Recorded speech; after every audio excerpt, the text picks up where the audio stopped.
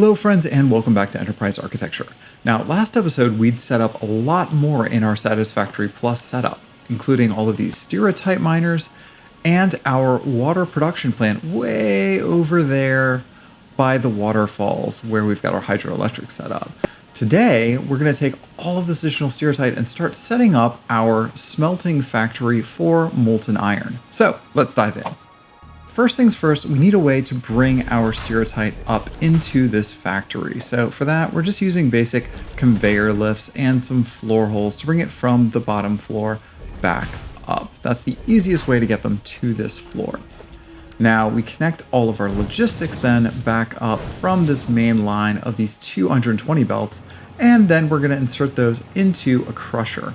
Now, rather than doing the standard format of having a split belt on left and right of each side of the main bus that we're bringing in, instead we're just going to do it down one side so that we're only growing in one direction. And the reason is because we've got plenty of room here to the south, but we don't have but so much room to the side, so we really want to maximize that.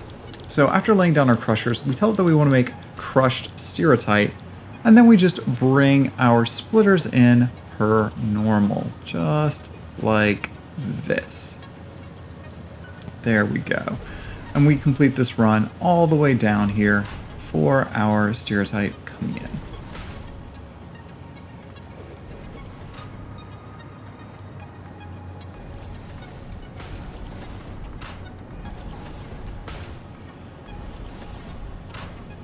Now, after we connect up our various belts here, all we have to do is set these up with power, like so.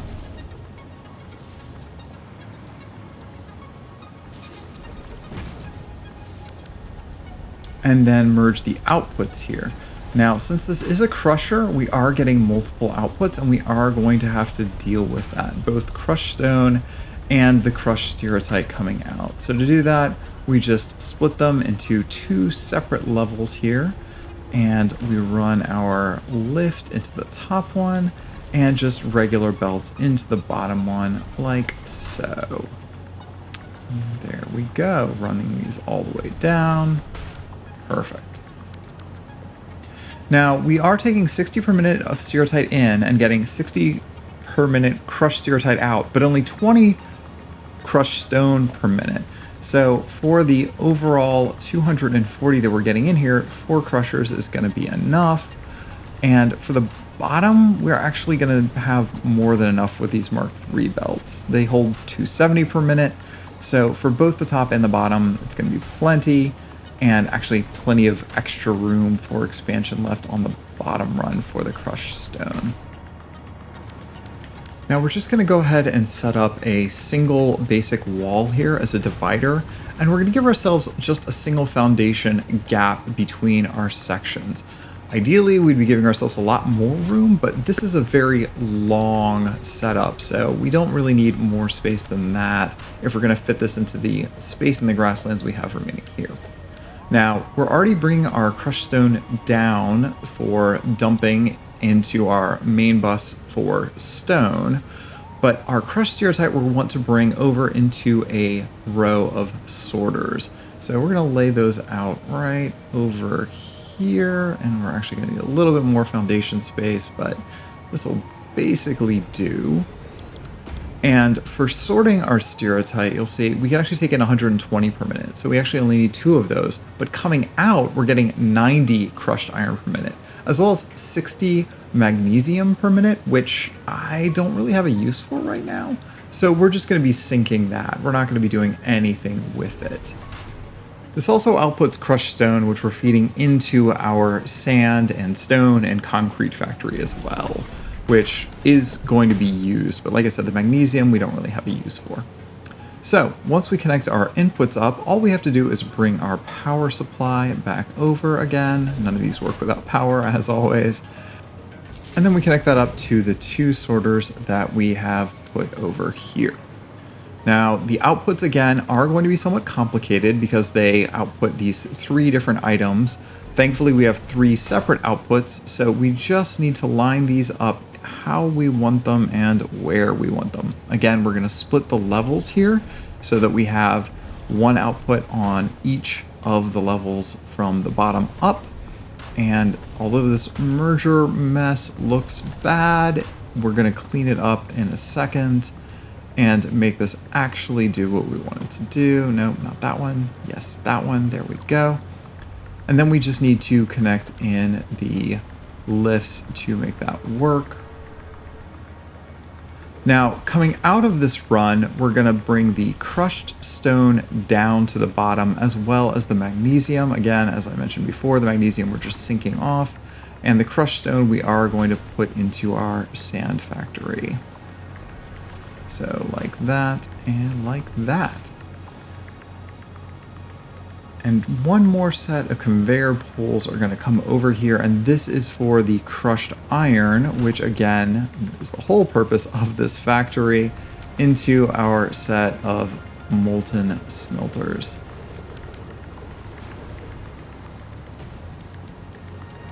Now here we set up a couple of sinks real quick. These are awesome sink storage. So all of the unused extra will be turned into points for the awesome shop. And we just bring these over and connect them. Of course, we're merging the two bits of stone rows that we've had before. So the one from both the crusher and the sorter are both going into one line. And then we're gonna run out the bottom here our magnesium real quick. Just bringing down the rest of these ingredients here. And then, as I mentioned before, we're connecting up the two lines like so. Perfect. Now we're going to take our flexible blast furnace and run our crushed iron into this. Now I think we're getting a total of 180. Yeah, that's right. 180 crushed iron, which we're running into this flexible blast furnace. And I think these take 60 each. Is that right? Yeah, 60 per minute. So 3 of these will be enough for all of the iron that we're currently producing. So that's easy enough for us to set up. Now we just need to wire them up, of course, as well. I'm doing that same run here, 2 per power pole, and then adding another power pole for expansion, like so. Now, we're already producing molten iron. I already hooked up the inputs here off camera a little bit. And we're also getting molten slag that has to be dealt with. So slag can be turned into cold slag, which is what we're going to do here. That's the only way to really get rid of it. And you can turn cold slag back into a crushed stone, but I haven't unlocked that recipe yet. So for now, we're just going to set up some pipes here so that we can run these 2 elements out of our furnace, just like so. There we go. Kind of. There we go. And see, we're already getting molten iron and slag. So off of this, I think we're going to deal with the slag first. Now the slag actually gets cooled not in the standard cooler that everything else uses, but instead in a fluid conditioner. And that gives us cold slag and sulfur. Unfortunately, just as we were dealing with the biowater, they're output from a single output rather than 2 separate outputs. So that means we have to use the smart splitter to deal with that. So we just lay down a smart splitter here and then connect everything up with belts so those output from 2 different locations like so. And again, we're just going to sink these for now. Sulfur does have some use for us, but we're not going to deal with it just yet. We're also going to have to deal with carbon dioxide that's coming out of this, unfortunately. That's another byproduct. So we're going to put a cooling tower out here using the refined power chimney. That's how we generally get rid of CO2, is like this. We're only going to do a little decoration right now with these frames. I think they look kind of neat, but I don't think this is going to be the final design we're going to want to do with it. And then, of course, we just need to bring that out from our factory, like so, through this wall hole.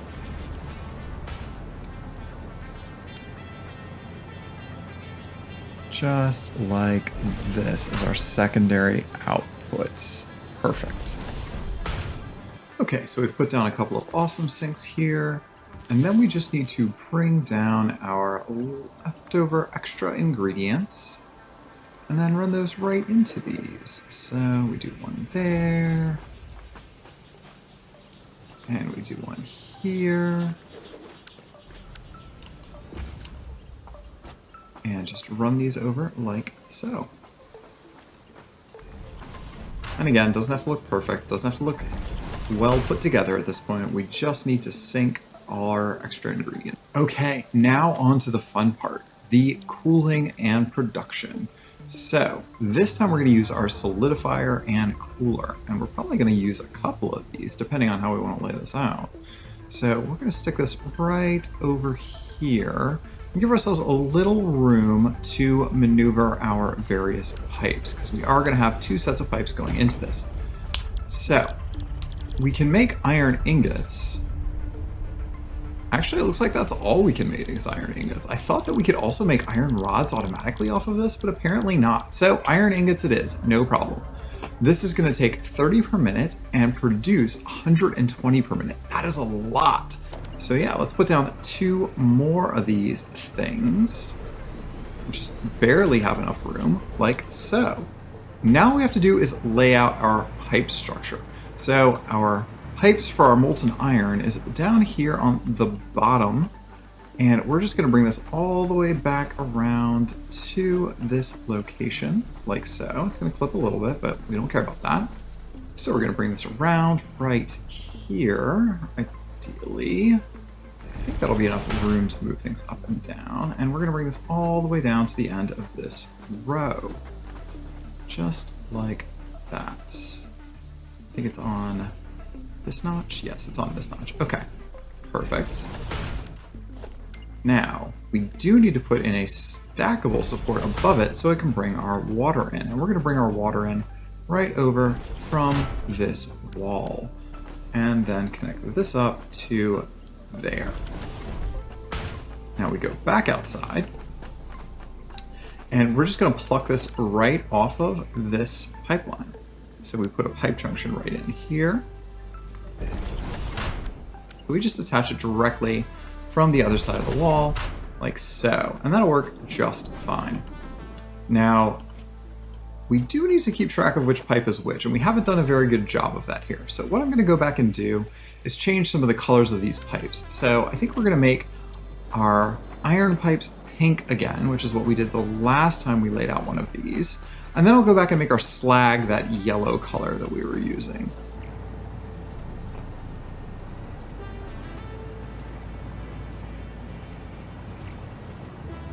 Now all we have to do is connect up our pipes. And that's relatively easy from here. We'll put our junction in. We're going to try and line this up as perfectly as we can. A little hard to see here, but I think that'll work. Yeah, there we go.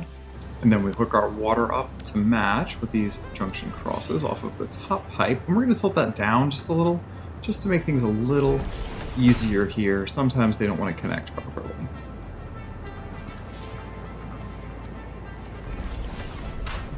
And the only thing left to do is, of course, to wire this up. So we add another power line all the way over here, put it right there on that edge, and stick down our power pole between these two. And we need one more for this last one here. Like so.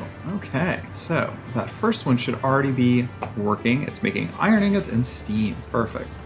Second one here, we're just going to do the same thing. So we just copy the recipe, paste the recipe, and paste the recipe again. There we go.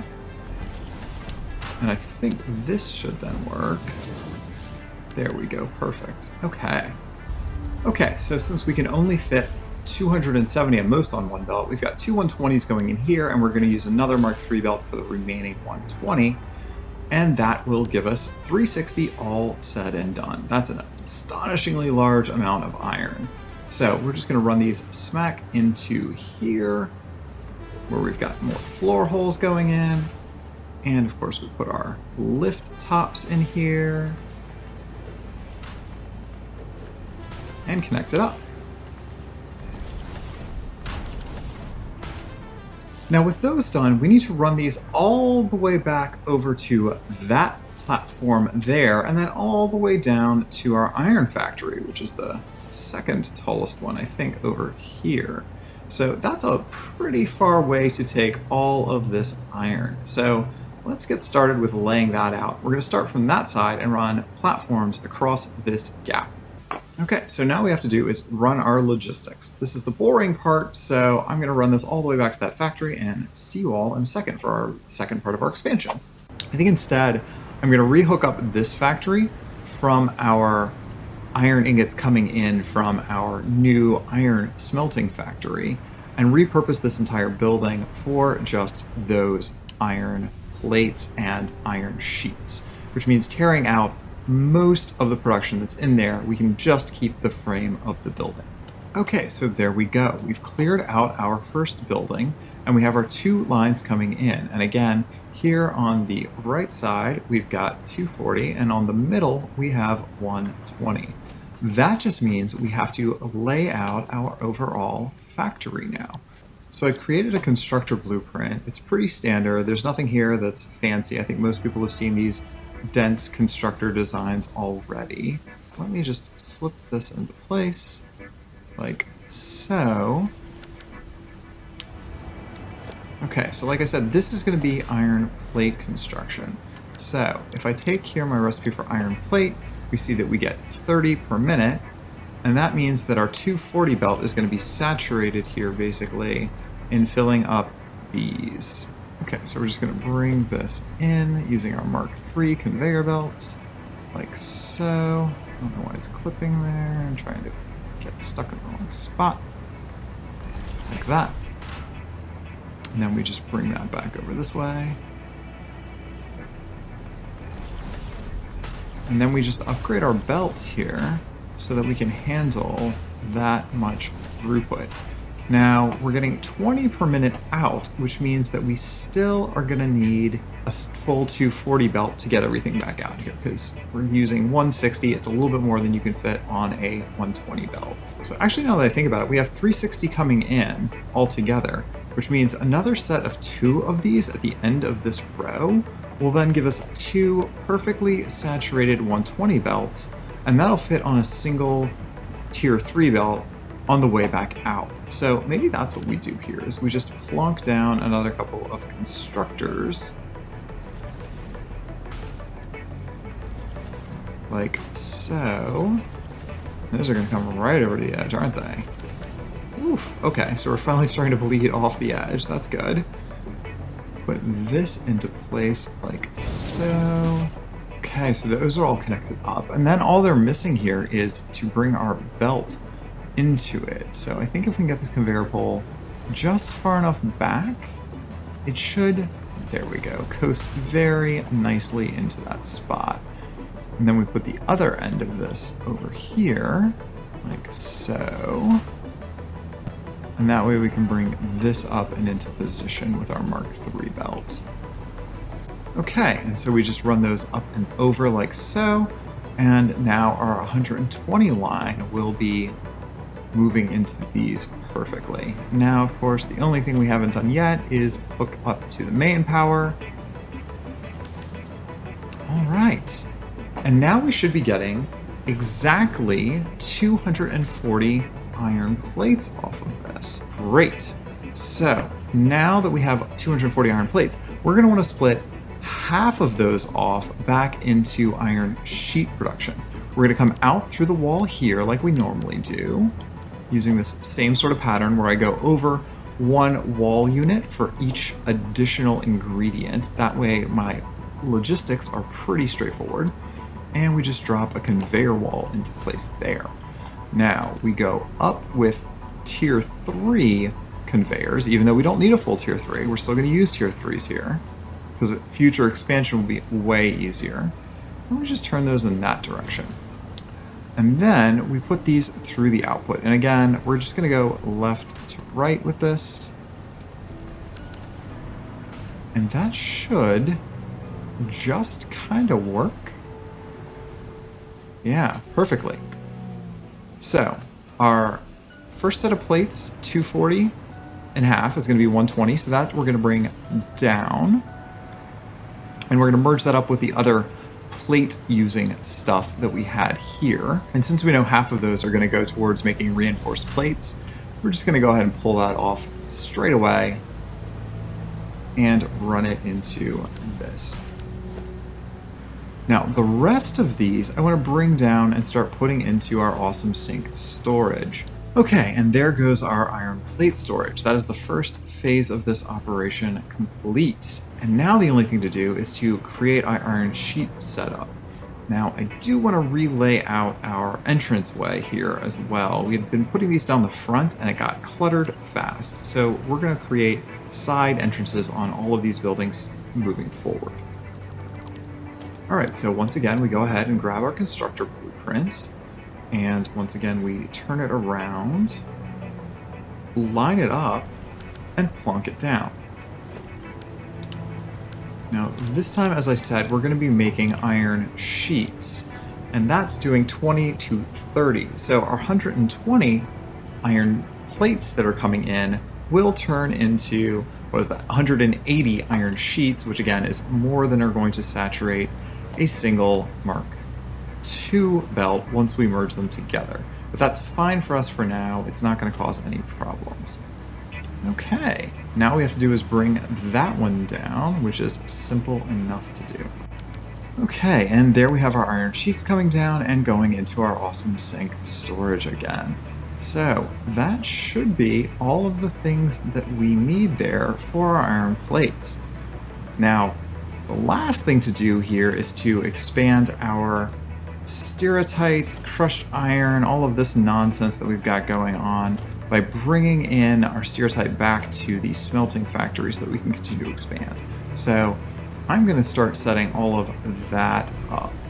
Okay, so in this spot, we've got over there 2 impure nodes, which means a total of 60 stereotyte. Then we have 3 normal nodes, each 60 each. So that all said and done means that we've got 240 stereotyte coming in. So what we might want to do is merge up all of those and bring that into our factory over there. And so that'll effectively double our current production. So let's wire all of that up and disconnect all of these pieces. Okay, so there we go. We wired up our 4th solidifier and cooler into 2nd conveyor belt that we already had going, and then added a 3rd conveyor belt as well for the last set of 240 here. So we just have to connect up our recipes here, and there's one thing that we forgot when we were setting this up previously. Steam. We never dealt with our steam output of these. Now, in the previous build, I had looped the steam back in with the water and cooled it in a second cooling plant over this way. I could do that again here, but we're getting so much water right now, I don't know that that's going to be a lot of value to us because we're going to be losing a considerable amount of steam here. I think it goes from 3 to 2, so I think we're only going to be getting, what, 60 water back from that, and that's just kind of not worth it. That's like, barely one of those fluid pumps that we have all the way down there. So we're not going to worry about that for right now. We're just going to vent our steam out. So our steam cooling plant can handle 150 per minute. Now, since we are producing exactly 6 times 15, which is 75 per minute, that's double what we actually need at this point. So let's just hook this up and wire it out. Okay, so here we are at our wire, screws, and rods factory, and this is another one that we're going to completely tear out, tear down, reconstruct, and redo. Okay, so there is our major upgrade complete. Here we've got iron rods on the bottom floor. Since we're bringing in 240 ingots, that means we're getting 240 iron rods back out. That means a grand total of 16 constructors to be able to keep up with that throughput. And it looks like I actually forgot to wire up the second half. There we go. Now we're at full capacity. So, based on that, I'm splitting this into 3 different outputs here. One is going downstairs into our long-term storage, so we just have a supply of rods for later. Eventually that's going to cut off because I have it going into a normal storage container, not a awesome sink storage container. So at that point, the belt will evenly split between the next 2 floors. The first floor here is going to take rods and make screws. Again, 120 per minute. So we have 6 constructors, and that means we're making 300 screws per minute. Now that's more than can fit on a Mark III belt, so we're splitting it in half, 150 each, going into storage. And again, both of those are going into awesome sink storage. Then the next floor up, as you can probably guess, is making our iron wire. Now here we have a similar setup. We're getting 120 rods per minute, and that gives us 240 iron wire per minute. Now down below, things are massively cleaned up because we only have a couple of storage containers and we started to remove some of our secondary construction. So all of the stuff that we were using in this area to make our concrete and our glass, all that's torn up because we have a whole building dedicated to concrete, sand, glass, etc. over there where we're putting in our leftover stone. So no biggie on that one.